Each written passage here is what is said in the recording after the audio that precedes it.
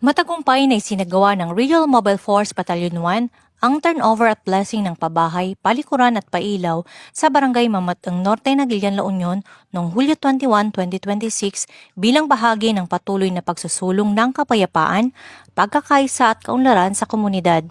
Kasabay ng turnover ng mga proyekto, ang panunumpa ng Oath of Allegiance and Commitment to Peace, pagbabahagi ng mensahe sa mga benepisyaryo, mamamahagi ng grocery packs, school supplies, solar lights, basketball ring at bola, gayon din mga pangunahing gamot at bitamina.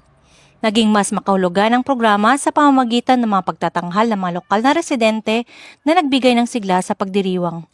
Ipinapakita ng aktibidad ang tunay na diwa ng serbisyo publiko na hindi lamang nakatuon sa pagpapatupad ng batas, kundi maging sa pagbibigay ng pag-asa, dignidad at mas magandang kinabukasan para sa mga pamilyang Pilipino. Mula dito sa Ilocos Region, ako ang iyong Police News Network Correspondent, Police Master Sergeant Carmela Danggecan, alagad ng batas, tagataguyod ng balitang pulis.